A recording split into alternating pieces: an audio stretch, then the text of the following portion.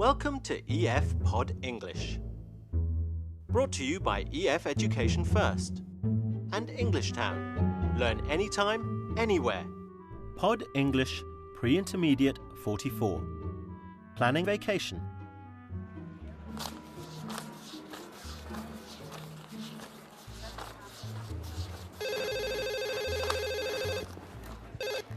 Good afternoon, Go East Travel. I'm Alexander, how may I help you?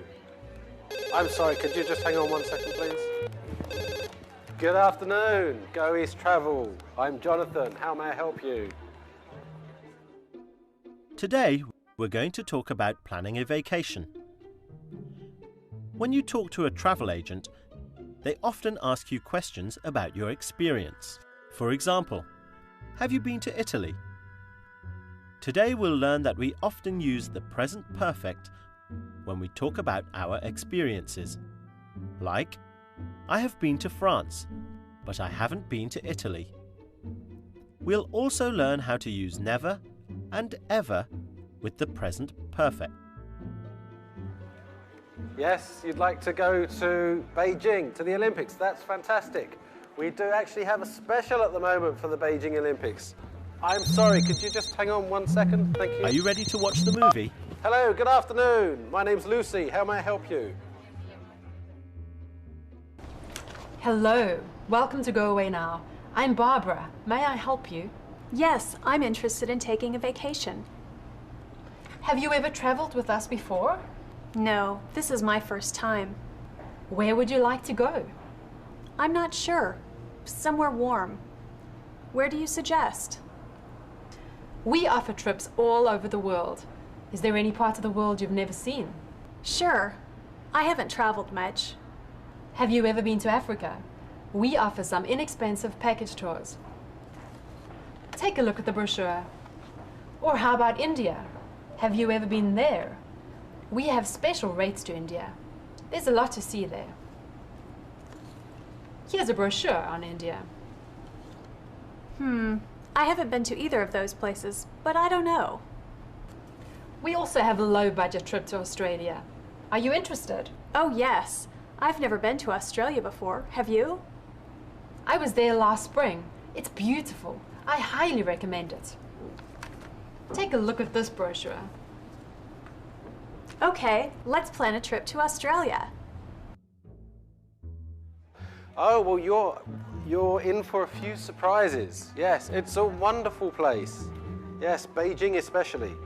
Yes, the taxi drivers are lovely people. Yes, yes. They'll look after you, don't worry. Yes. In the movie, Donna talks about her travel experience. I haven't traveled much. I haven't traveled much. Donna is talking about her experience up to now, so she uses the present perfect.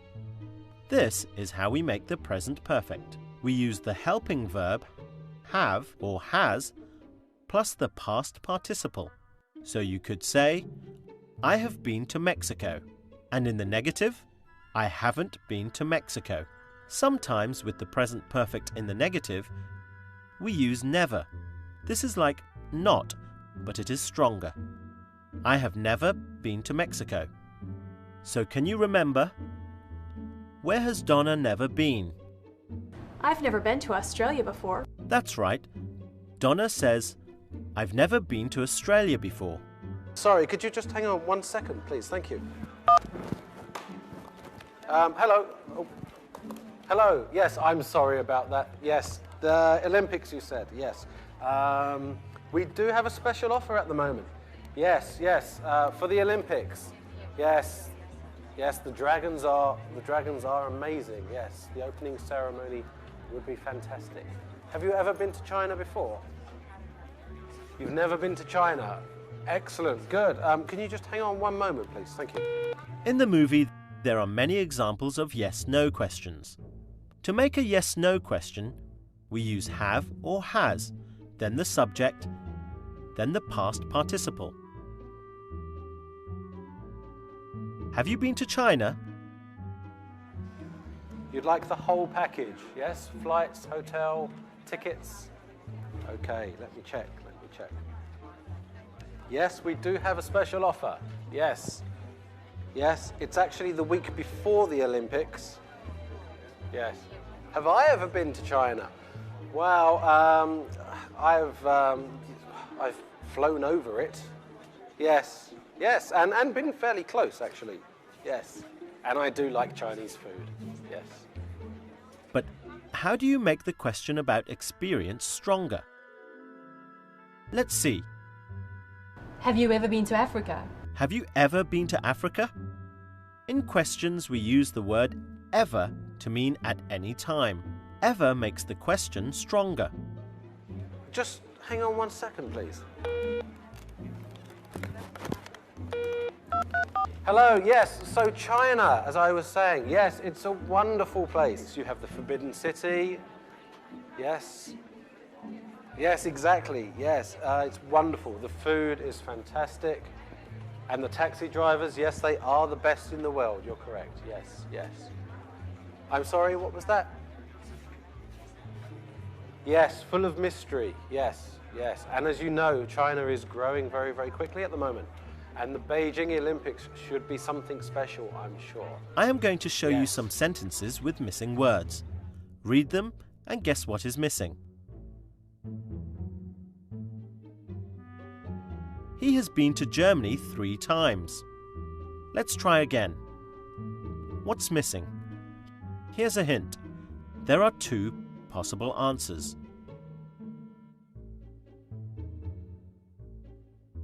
You could say, I have not visited Brazil, but I would love to go.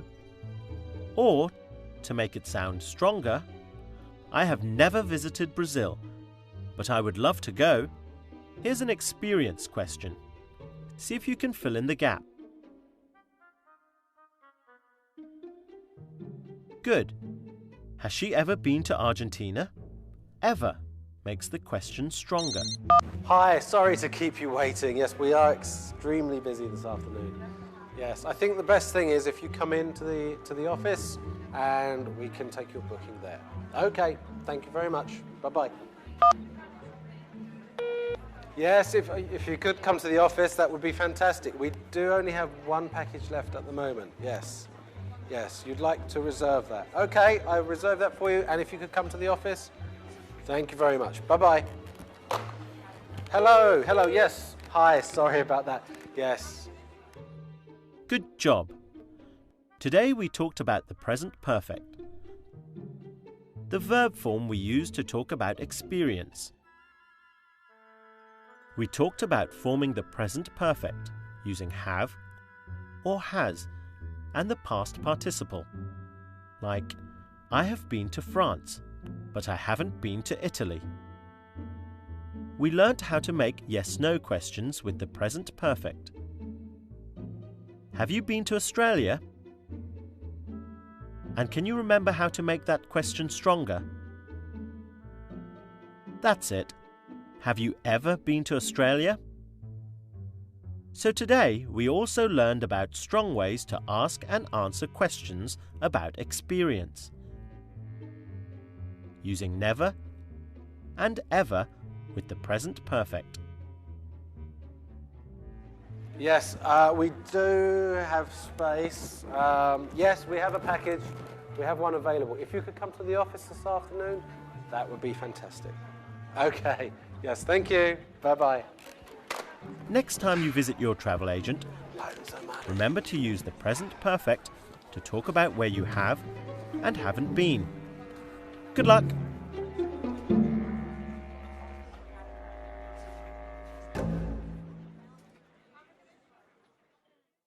Welcome to EF Pod English. Brought to you by EF Education First and English Town. Learn anytime, anywhere. Pod English Pre-Intermediate 46. Relationships. Why have you been pressuring me so much lately about moving in? I'm not ready for this commitment yet. In today's lesson, we're going to talk about relationships. We're going to learn some useful expressions we often use when we talk about our relationships. Like, I feel pressured. I'm sorry, I didn't mean to. And you mean the world to me. We are also going to learn some two-part verbs. We call these phrasal verbs. You'll learn how to use these phrasal verbs: move in, break up, and slow down. Well, I would think, we would save some money on the rent, it's really, really expensive here, and, I really like you. In fact, you mean the world to me. George and Fiona are in a relationship. George loves Fiona very much, but Fiona is worried. She thinks the relationship is going too fast. Let's watch. I ordered a pizza upstairs. What are you doing here? I'm thinking. What's the matter? Lots of things. I was thinking about what you said the other day about wanting to move in together. So now I know why you've been so miserable lately. You think it's too soon, right? Yes, it's far too soon. I mean, sometimes I don't even know where this relationship is going. We've been over this so many times. Last weekend everything's fine, and now this weekend everything's not fine. You want to break up with me? No, I'm not saying that at all. It's just, sometimes I feel pressured. We've only been together for 4 months. What are you gonna say next? You want to get married? I'm sorry, I didn't mean to. It's just that I'm really scared of losing you, and you're like the best thing that ever came into my life. Can we just forget that I said that? I suppose so. I just think we should slow down a bit. Okay. So is there anything else on your mind? Yes, one last thing. I think we should be more open with each other from now on. Yeah, I think that shouldn't be a problem.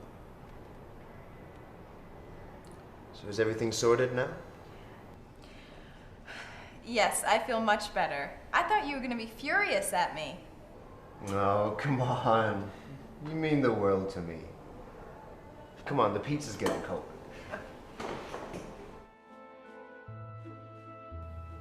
But it's only been 1 month that we've been together.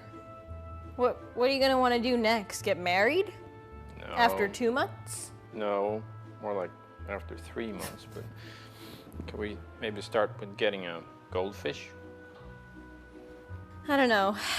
This is just all too much for me. I think we really need to take a step back and slow down a little bit. Well, are you breaking How about we up with start me? by going... Let's look at some of those expressions George and Fiona used to talk about their relationship. Fiona said, "I feel pressured." Pressure is like pushing, like when you push open a door. You can feel emotional pressure if your partner wants to marry too quickly, for example. I feel pressured. And George said, "I didn't mean to." I didn't mean to is an apology.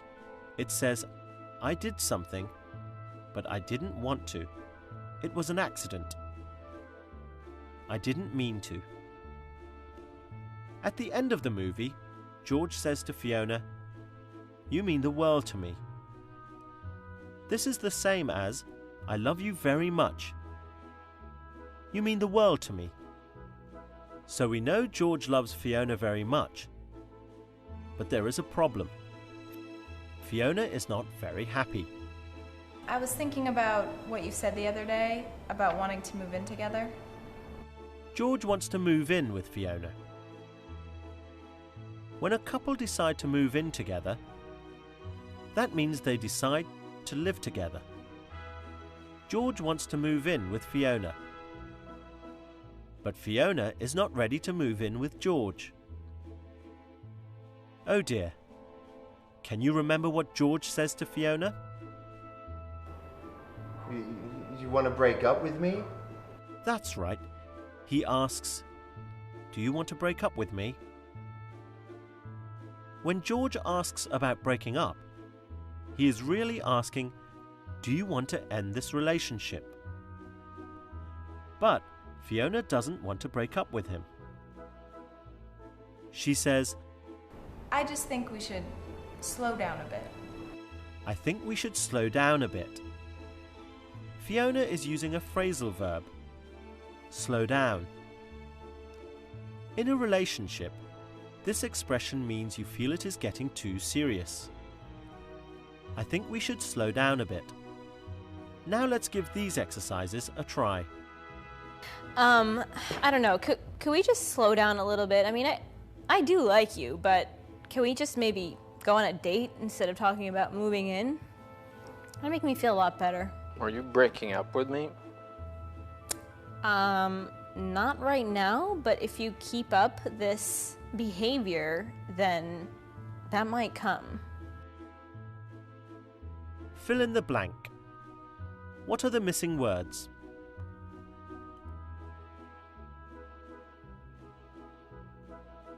I love you so much. You mean the world to me. Try and do this one.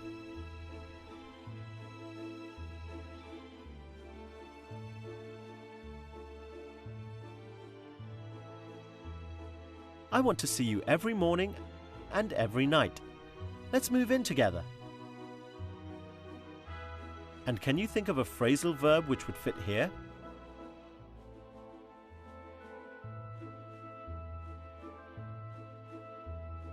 That famous Hollywood couple has been dating for years, but I heard they just broke up. Try this one.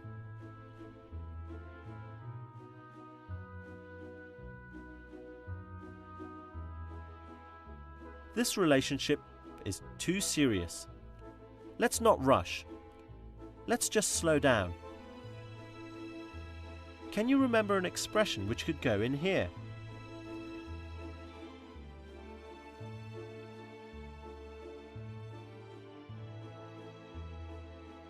I really apologize.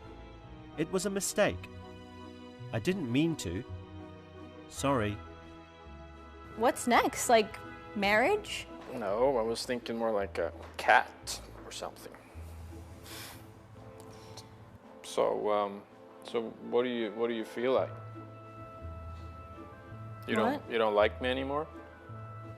No, I mean, I like you, but Like I don't know. We need to maybe slow down a little bit. You're scaring me with all these, drastic moves about moving in together, and I don't know. It's scaring me. Good work. Well, today we learned some useful things to say when we talk about our relationships. We learned some useful phrasal verbs like move in, break up, and slow down. We also learned some expressions. I feel pressured. I'm sorry, I didn't mean to. And you mean the world to me. Well, I hope you enjoyed today's lesson. Play it again for more practice. See you next time. Scary, huh? So we're still together, or you're not breaking up with me, are you? I mean, I guess. If you stop talking about moving in all the time. Great, that makes me feel so much better. Let's go for pizza.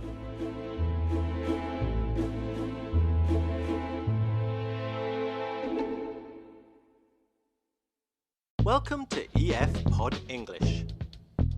Brought to you by EF Education First and English Town. Learn anytime, anywhere. Pod English Pre-Intermediate 48. Checking in.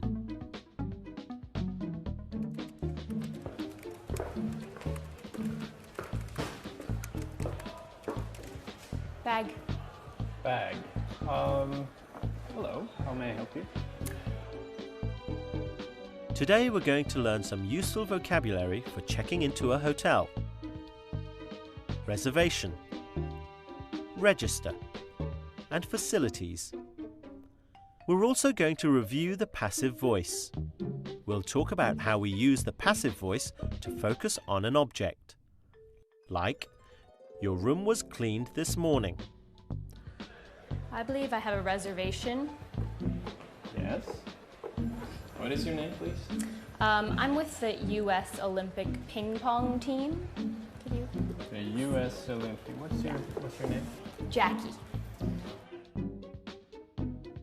Well, it's time for Steve to check into his hotel now. Watch carefully. Hi, my name's Stephen Clark. I'm here for a pharmaceutical conference. I believe my company has made a reservation for me. Let me just check for you, sir. Have you stayed here before? No, this is my first time. Is this a new hotel? New. It was built in 1999.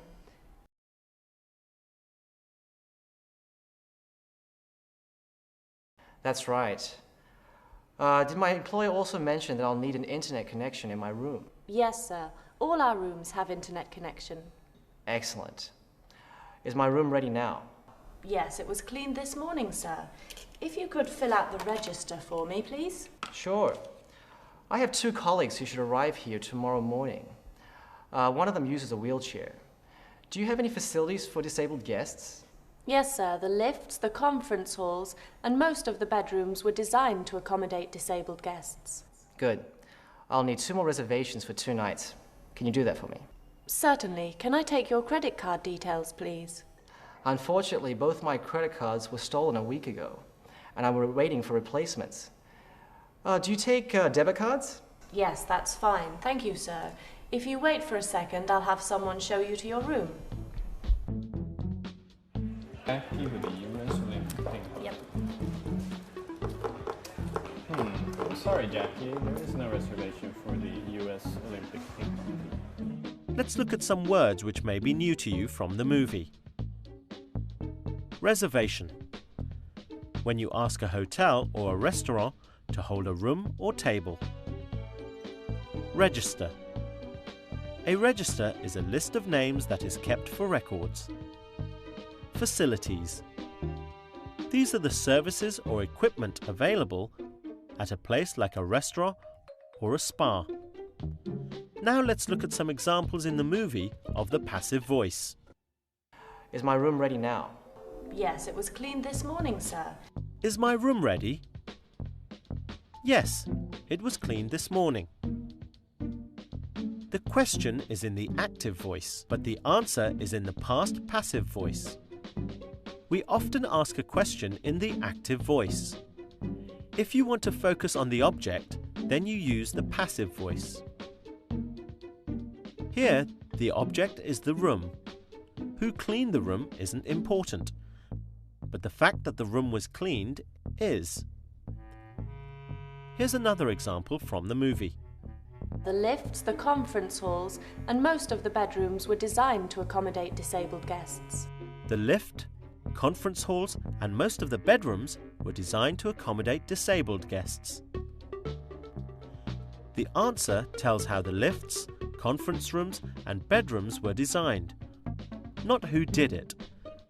So the focus is on the objects.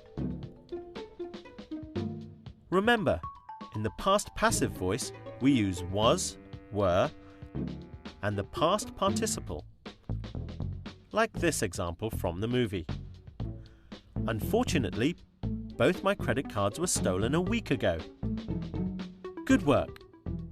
Well, now it's your turn to try. What? How is that possible? Check again. Okay. No, I'm sorry. There is no reservation for any U.S. ping pong. But isn't this the official Olympic hotel? Yes. So, Olympic athlete, Olympic hotel. I am terribly sorry, but there is no reservation. But we could probably arrange something in our conference room for you.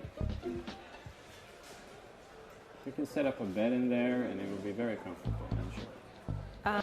Fill in the blank using the verb under the sentence.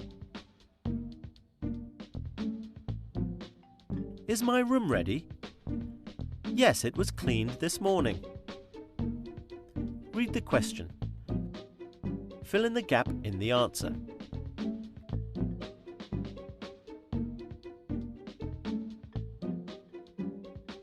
Can Can I take your credit card details, please? Unfortunately, both my credit cards were stolen a week ago. Now let's see if you remember those words we looked at in the beginning. Fill in the gap.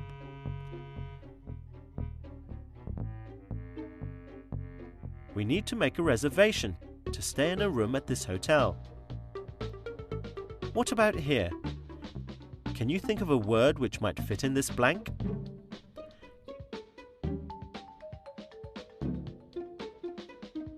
Good work! This hotel has a great pool and many other facilities.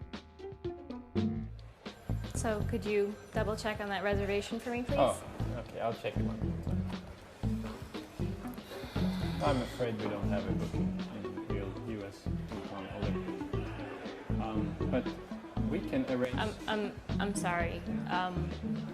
You're the official Olympic hotel.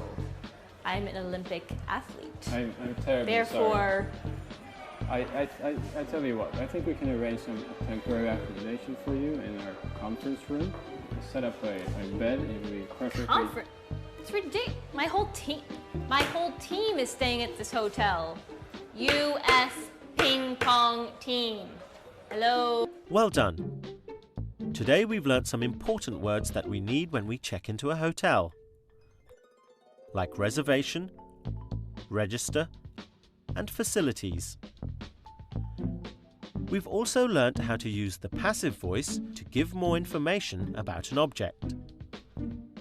Like this sentence: your room was cleaned this morning. Or this one: my passport was stolen last week. I don't know what to say, but there is a very nice smaller hotel just 1 block away from here. They have excellent facilities. They have an elevator. They have I'm sorry. a minibar. I don't think you everywhere. understood. Our whole team is staying at this hotel. So I am staying at this hotel. I have a few requirements for my rooms, and every place I stay I have the same.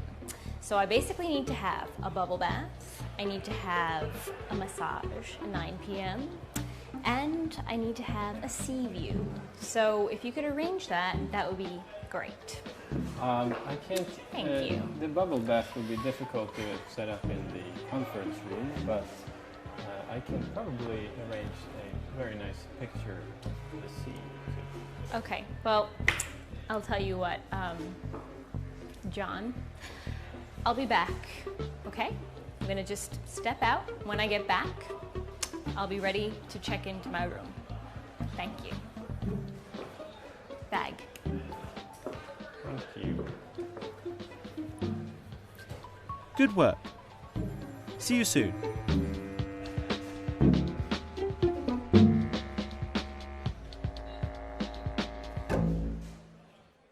Welcome to EF Pod English. Brought to you by EF Education First and English Town. Learn anytime, anywhere. Pod English Intermediate 50. Life Story.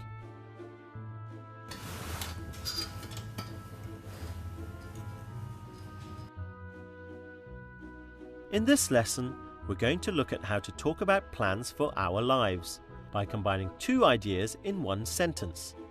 See, I'd always planned to retire as soon as I had enough money. Because it's not cheap, you know, retirement. You still got to get 3 meals a day, put a roof over your head.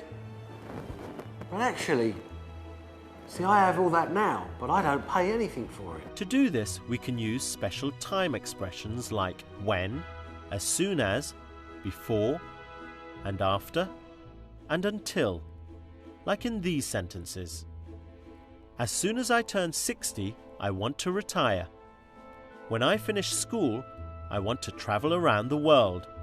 So anyway, that's what I thought before, but now I think this is quite a good idea.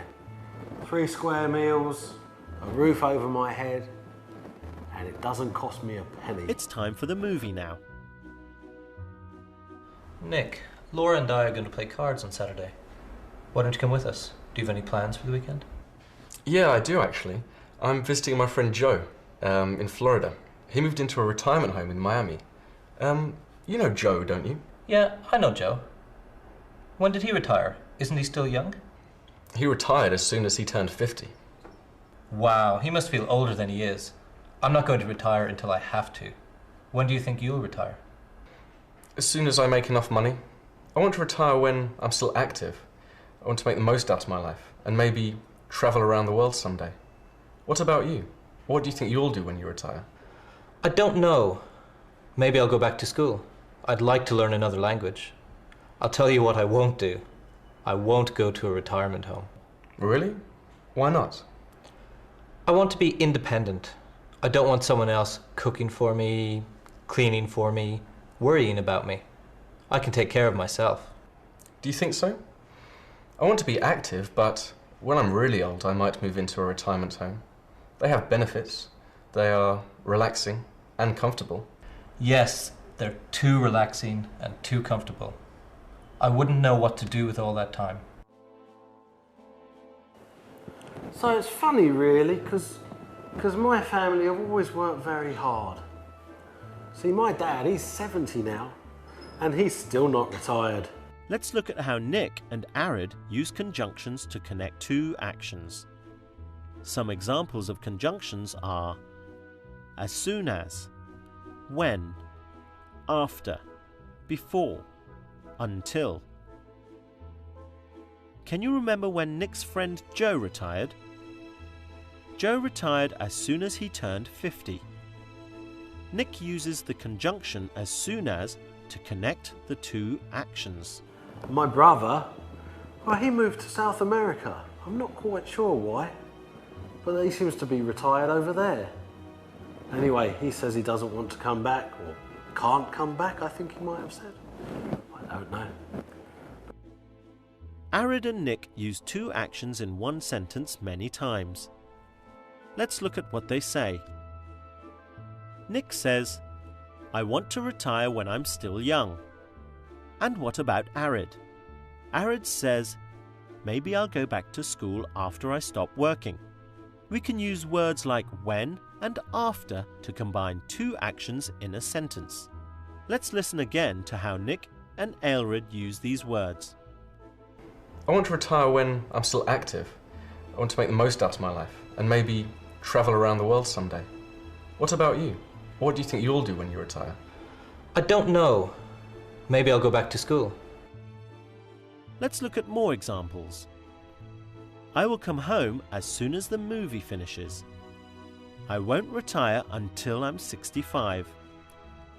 I want to meet Joe when he comes to town. My mum's still working as well. She must be, 65 now? She's still not retired. She likes to work. Now you try. Fill in the blanks with a conjunction.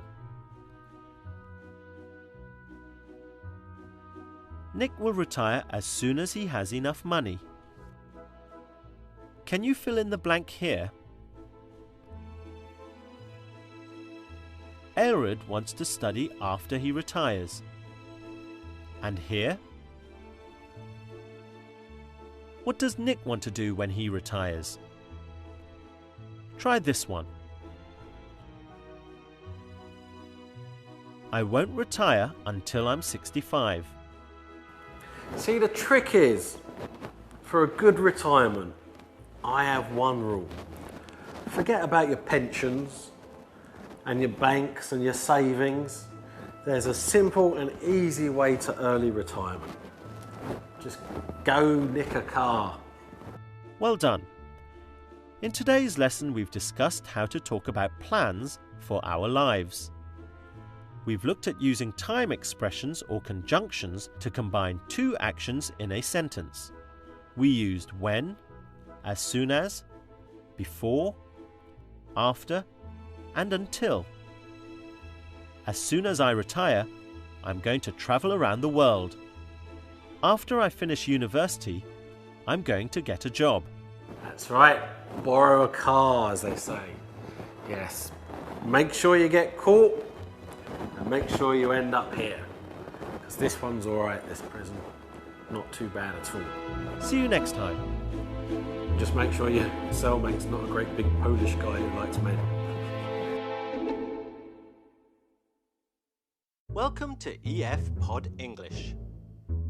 Brought to you by EF Education First and English Town. Learn anytime, anywhere. Pod English Intermediate 51. Negotiating Solutions.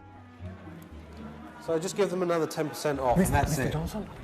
Hi, Jim, isn't it? Yes. Hi, I'm Jim. sorry How you to doing? disturb you. We have a big problem. Today we're going to talk about some common phrases people use in business negotiations. Like, to make the deal. I'm afraid I'm not ready to make the deal. We'll also learn what the terms of the deal means. And you'll learn a way to say you are not happy about something. Also, we'll talk about some useful ways of talking about money or the price. We don't have problems, Jim. We have challenges. Mr. Johnson, our new product line, Rubberific, turns out it may not be so terrific as we hoped. Let's watch the movie now. Watch to see if Jennifer and Sharon will make their deal. Chapman Construction Company, this is Jennifer speaking. Hi Jennifer, it's Sharon. Hi Sharon, how are you? Okay. Listen, I'm calling about the construction contract for the new factory. I made a call to my boss and she isn't ready to make the deal. Really? Why not? My boss wasn't satisfied with the terms. What's the problem? We need the building before July, but the contract says it will be finished in August. What can you do? We can start the construction earlier, but if we do, we'll have to adjust the price. We have many other projects right now. If you finish in June, we could negotiate on the price. Okay. Are there any other problems? Yes, we looked at the plans and want to make some changes to the entrance. I see. Well, let me contact Mr. Chapman. He can answer more of your questions. Can he call you later today? Sure. Thanks, Jennifer. If we can open the new factory in July, we would be able to do much more business. We need to make a decision soon. I understand. Thanks for calling. If you have any other problems, please let me know. Thanks. I really hope we can make this deal. Me too. Goodbye. Mr. Johnson, we have a big problem. It looks like the contract with the new factory will fall through. Rubberific, our new product line, it reacts with, it melts. Sounds like they are making progress. Let's listen again to some of the sentences Sharon and Jennifer use. I made a call to my boss, and she isn't ready to make the deal. She isn't ready to make the deal. To make or to close a deal means to reach an agreement. But don't worry about that. Just make the deal. But, Mr. Johnson, they don't want to make the deal. Sharon could also say, she isn't ready to close the deal. So why isn't Sharon's boss happy? My boss wasn't satisfied with the terms. My boss wasn't satisfied with the terms. This is the same as saying, my boss wasn't happy with the conditions. Here we are talking about what is in the contract, or the terms of the contract. Sharon wants the job finished earlier. Let's see what Jennifer says. We can start the construction earlier, but if we do, we'll have to adjust the price. We would have to adjust the price. To adjust the price is to change it. You can also say, we would have to charge you more. Well, this may be possible. Sharon says, if you finish in June, we could negotiate on the price. Sharon is keeping the deal open. And yes, you're right, she's using the conditional. If you finish in June, we could negotiate on the price. Maybe you can negotiate on price. Mr. Johnson, I don't think it's a matter about the price. I need your help. What shall I do? Take the guy out and play some golf with him. Mr. Johnson, I don't play. Now let's see which business terms you remember. See if you can fill in the gap. That's right. Sharon's boss isn't ready to make the deal. You can also say, close the deal. Can you remember why she isn't ready?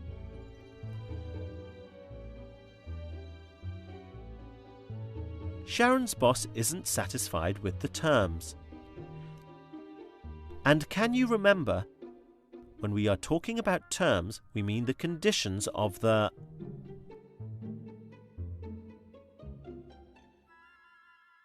That's right, the contract. Can you fill in the gap here?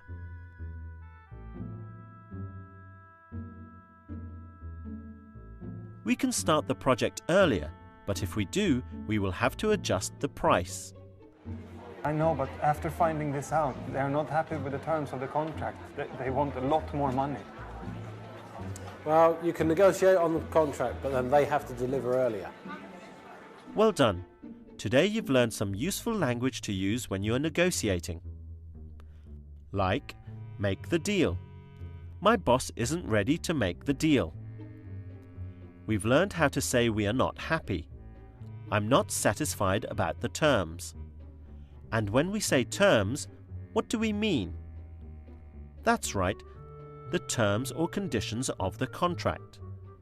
And we've learnt another useful word, adjust. We would have to adjust the price. Okay, that should help you, Jim. Thank you, thank you. Thank you, Mr. Johnson. Thank you so much. Okay. Good luck with your negotiating skills. Thank you.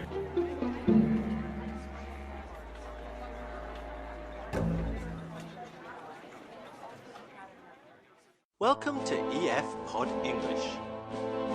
Brought to you by EF Education First and English Town. Learn anytime, anywhere. Pod English Intermediate 53. Flowers for your girlfriend.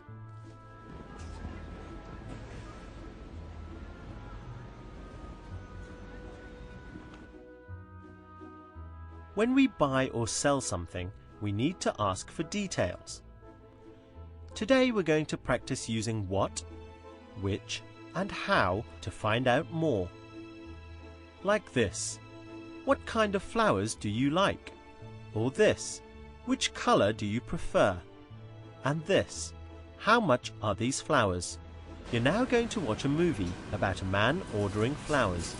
Listen to how the person answering the phone asks for details. Good morning, how can I help you? Hi, I'd like to place an order, please. Certainly, sir. What would you like? I want to send some flowers to my girlfriend. It's her birthday on Friday. What kind of flowers does your girlfriend like? I think she likes lilies and roses. Can you make an arrangement with both? No problem, sir. Which colors does she prefer? She likes red and yellow, but she hates pink. Sorry, I didn't quite catch that. She likes red and pink? No, she hates pink. She likes red and yellow. Okay, how about a bouquet of red and yellow roses? That sounds fine. How much will that be?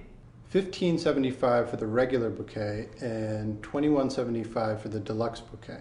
What's the difference between the regular and the deluxe? Well, the regular has 15 roses and the deluxe has 22. Right. I think I'll take the deluxe. How much is that again? $21.75, sir.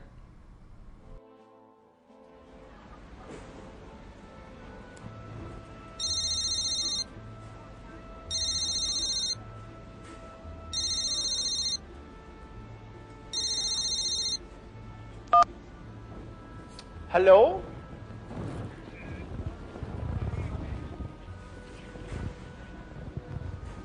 Yes. This is the colors and flowers. Yes. You want to buy flowers for your girlfriend? But what kind of flowers? Sorry.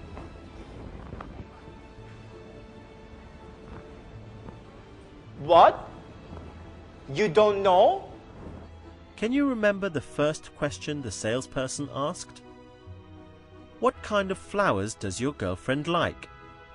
We use what to ask for details, explanations, and information. What color is your dress? What's the difference between the regular and the deluxe bouquet? Now listen to this question. Which colors does she prefer? Which colors does she prefer? We use which to make a choice between several options. Which of these flowers do you like the best? Which is your favorite holiday destination? The Maldives or the Seychelles? Now listen to this. How much will that be? How much will that be? We say how much to ask about the price of the flowers. You can also say, how much are the flowers? How much do I owe you? Now listen to how adding a preposition can change the meaning. How about a bouquet of red and yellow roses? How about a bouquet of red and yellow roses? If you say how about, it means you have a suggestion. How about going to the movies to celebrate? Well, we have all kinds of flowers here. We have roses, we have tulips, we have big flowers, small flowers, red, pink, violet. You want roses? Yeah, as usual. Which color do you prefer?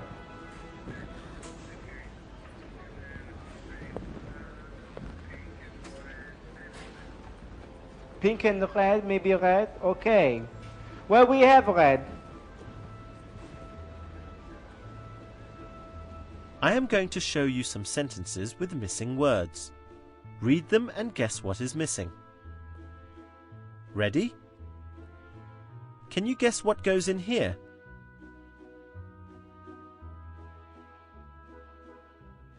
That's right. What kind of flowers do you like? And here?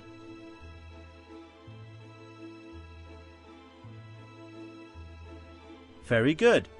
How much are these flowers? Now try this one. Can you remember which word fits here?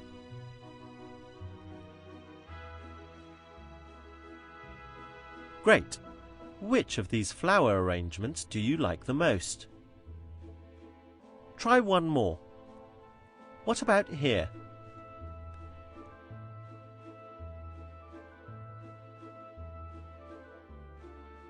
Excellent. How about a bouquet of red and yellow roses? We use how about to make a suggestion. Well, that's it for today's lesson. You've learned how to ask for details using what, which, and how.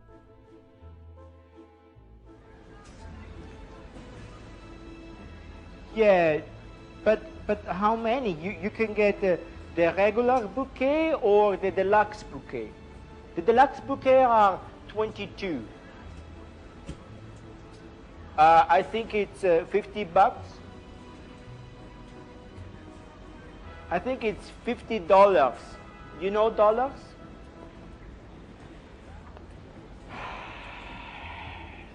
One second. Mary, how many roses we have? Yes, we have roses. Yes, Mary just said we have roses. Red, pink, any color you want. So you just tell me how much you want to spend and we can prepare because I have things to do here. So if you could kindly give me your order, we could go on. How much is the deluxe bouquet of flowers? Which flowers does your girlfriend prefer? Roses or carnations? How about a bouquet of red and yellow roses? Something else? Do you pay? Do you pay?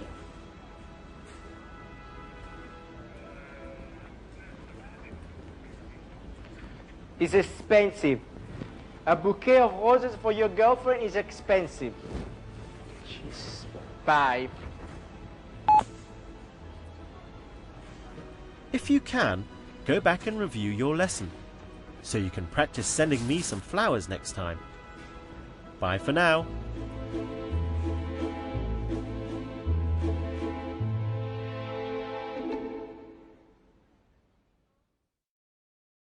Welcome to EF Pod English. Brought to you by EF Education First and English Town. Learn anytime, anywhere. Pod English Intermediate 56. Communication skills.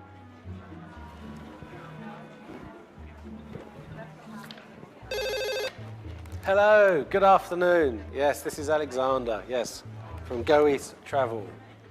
Hi, how can I help you? In business and in everyday life, we constantly ask for and receive advice. In this lesson, we're going to practice the language of advice. We're going to learn how to ask for advice using should. What should I wear? And some different ways of giving advice. You should wear appropriate business clothes. Don't take a business card with just one hand. Ah, Mr. Patterson. Ah, yes, good to hear from you. Yes, I have actually sold you a holiday already, haven't I? Yes. You would like some advice on your trip to China. Okay. What can I tell you?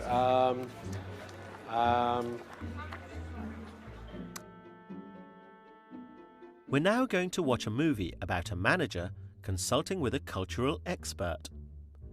The manager is planning to go to China. The meeting today is very important for the future of our company. Is there anything else I should know before I leave? I briefed you on some of the details last week, but we need to discuss cultural differences, such as style of negotiation and even manners. Good. What should I do when we first meet? Shake hands and exchange name cards, right? Well, be careful. In China, it's considered rude to accept a business card with just one hand. You should always give and receive it with both hands and bow slightly. You should also read the information on the card before you put it away. Yes, I think I've heard of that. Now, where should we hold a meeting? Should we pull out all the stops and hold it on the top floor of the Jin Mao Tower? No, that would be considered a waste of public expense. Better to hold it at a private lunch or dinner. Okay. Who should I direct my speak to first? The team that meets you will be introduced from junior to senior official, so you should always talk to the last person introduced, as he or she will be the most senior. Okay, I'll keep that in mind. Well, this is useful information. What else? Well, don't take a nod as a sign of agreement. It's usually just a sign that people are listening attentively. Okay. I want you to look after the bookings and schedule. We need this to go very smoothly. I'm sure there's something else here I can find for you. Ah, here we go. Yes, cultural etiquette. Understanding cultural differences is very important. Let's listen to part of the movie again. What should I do when we first meet? What should I do when we first meet? We often use should when we ask for advice. Who should I direct my speech to? There are many other ways of asking for advice. We can say, what do you recommend? Do you have any suggestions? Here's how the expert responds. Well, be careful. In China, it's considered rude to accept a business card with just one hand. Well, be careful. When giving advice, we often use the imperative to give an order or a command. Here's some more examples using the imperative. Be cautious. Be aware of differences. Pay attention. You might get into trouble. Here's another way of giving advice. You should always give and receive it with both hands and bow slightly. You should give and receive it with both hands. Okay, a few things to remember. When you are meeting other business people while you're in China, do remember to use both hands. when you're giving your business card over. Yes, yes. Not one hand. No, no, no. Both hands. And when you receive cards as well. You should read the information. We use should, ought to, had better for suggestions or recommendations. You'd better wear smart clothes. You ought to learn company procedures. And here's some more advice. Well, don't take a nod as a sign of agreement. Don't take a nod as a sign of agreement. We use do and don't for actions that are recommended or advised against. Do go to your meeting prepared. Now, I can tell you a story actually about something that happened to me. Yes, I was in China and was in the taxi and going from the airport to the office, and it should have been about a 30-minute ride, I believe, yes. Now it's your turn. Can you fill in the gap? That's right. What clothes should I take? Here's another sentence asking for advice. What goes in the gap? Who should I direct my speech to? And can you think of an imperative which would fit here? That's it. Be careful. In China, it is rude to take a business card with one hand. And here's some advice. What goes in the gap? That's right. Don't take a nod as a sign of agreement. Yes, well, after 2 hours, I was getting a bit worried. Yes, yes, exactly. Yes, I did realize from that point that if somebody nods their head at you, it doesn't necessarily mean they know what you're saying. Yes, no, not everybody does speak English. Yes, that is a problem. Yes. Well, we've learnt about improving our communication skills today. We've learnt how to ask advice using should. Who should I speak to? We've also learnt how to give advice using should. You should wear smart clothes. And we've learnt some other ways of giving advice, for example, using imperatives. Be careful. Use both hands to take a business card, and using do and don't. Don't take a nod as a sign of agreement. Okay, I'm glad that was useful. Yes, because we are a public service as well. Yes, we're not just a travel agent. Okay, thank you very much. Bye-bye. That's all for today. Bye.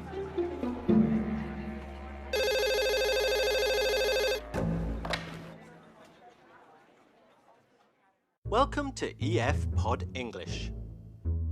Brought to you by EF Education First and English Town. Learn anytime, anywhere. Pod English Intermediate 57. Scuba diving.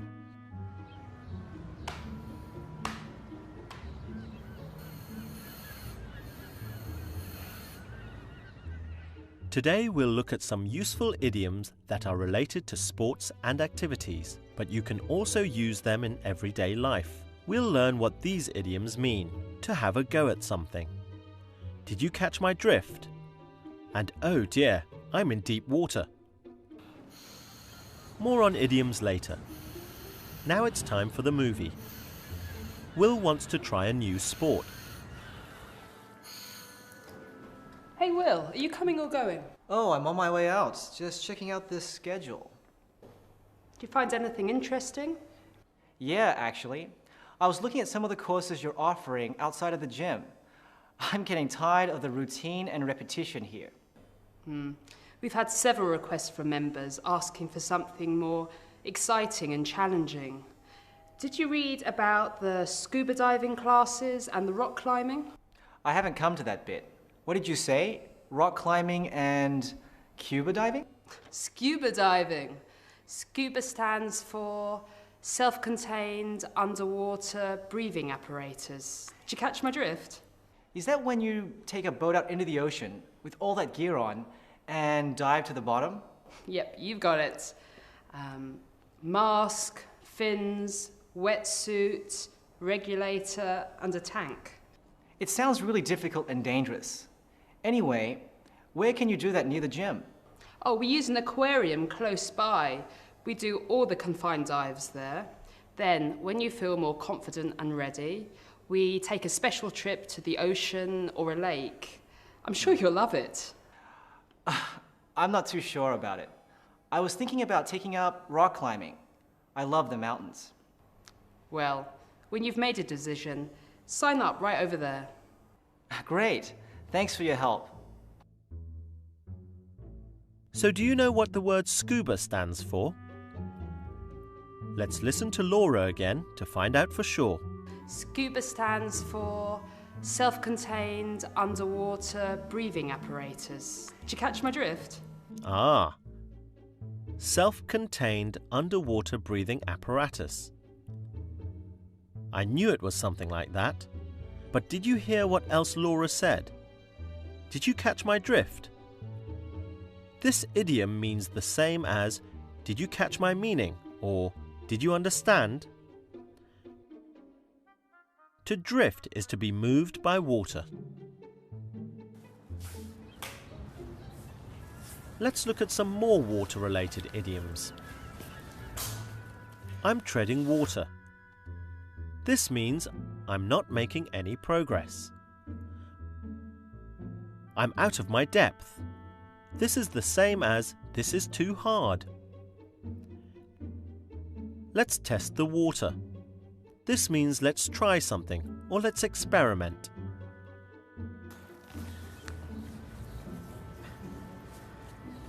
You see, even if you're talking about water, what you really mean is something quite different. Let's look at another useful idiom from the movie. I was thinking about taking up rock climbing. I love the mountains. I was thinking of having a go at rock climbing. To have a go at something is to try it. We especially use have a go when we haven't tried something before, like an unusual sport. I'm scared of heights, but I think I'll have a go at parachuting anyway. Or, if you want to persuade someone to try something, you could say, why don't you have a go?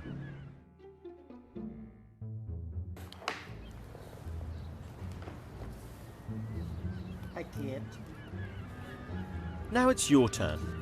Can you think of another idiom you learnt today, which means this is too difficult? I need help.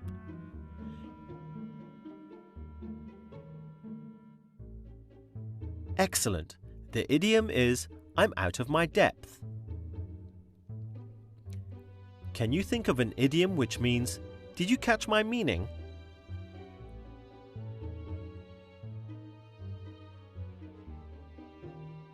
Great. Did you catch my drift? Now try this. See if you can fill in the gap. Great. Let's test the water. Can you think of a phrase which would fit in well here?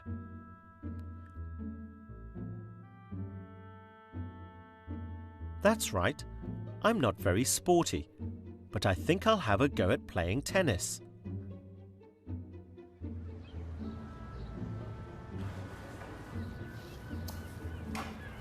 Well done. Wow. You've done a great job at learning some new idioms. You've learnt how to say, did you catch my drift? We've also learnt some other water-related idioms like, I'm out of my depth. And I'm treading water. We've learnt how to say, to have a go at something. Why don't you have a go at rock climbing? Well, there are many more idioms to learn. Be sure to come back for more. See you next time.